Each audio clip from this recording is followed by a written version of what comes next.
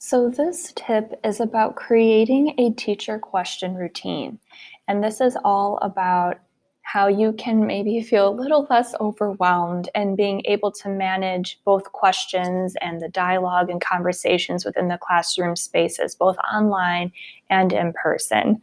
So let's hop in and see how this tool can be helpful for you. So first, I invite you to think about your learners. How often are students sharing their ideas in class? Are they engaged with the conversations and content? Are the students who are online and the students who are in the room given a shared talking space? Or is one of these groups given more opportunities than the other? Or are there particular students that are given more space than others? And the last question here is for you, and thinking about how do you feel as that facilitator with conversations? Are you feeling overwhelmed and kind of being pulled in multiple directions? Or are you feeling maybe any other types of emotions or connections to this? So my hope here is that this tool is helpful to make the overwhelm feeling at least lessen. And in the different spaces where I've been coaching, this has definitely been helpful. So I'd like to share it with all of you. So let's move to part 2 here. You would then choose a routine that works for you and so that you can create this shared voice in your classroom. I'm recommending these steps below because these have been what have been very helpful in several classes and several grade levels. So you would first pose your question, just how you would for any of your content areas. Then make sure that you are providing that explicit think time. This directly connects to that honoring the pause tip, but truly give them time to think. In their minds, they're thinking about, okay, which environment am I in?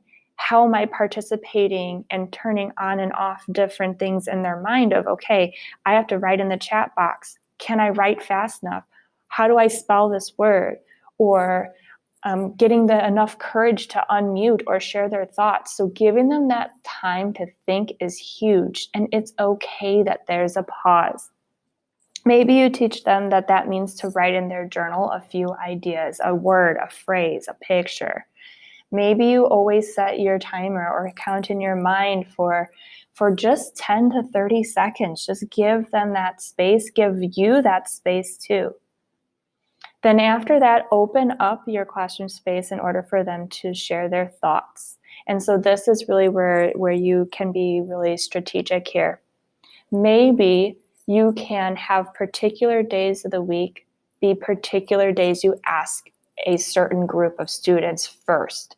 So maybe on Mondays and Fridays, you might always start with your students who are in the room first. Maybe on Tuesdays and Thursdays, you might then always start with your students who are online. That way, it takes that question out of your mind too of, oh boy, where do I look? Where's my attention going to go? Who am I asking? At least you have a plan. And then you can always take turns back and forth, but at least you know there's a shared space here.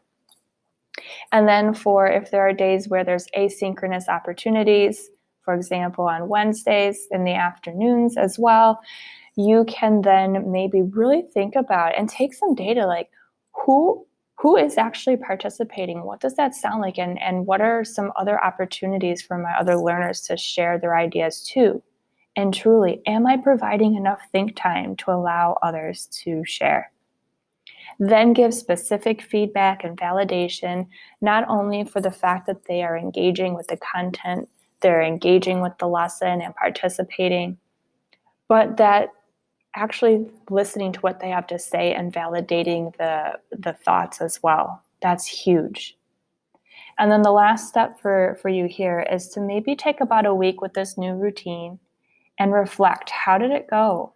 Did it make a difference? How are you feeling about this and managing? And do you feel like students have a shared voice? Did their participation and engagement increase? I hope that this is helpful for you. Feel free to reach out anytime. I can help support with integrating this into your classroom space so that you can create that connected community.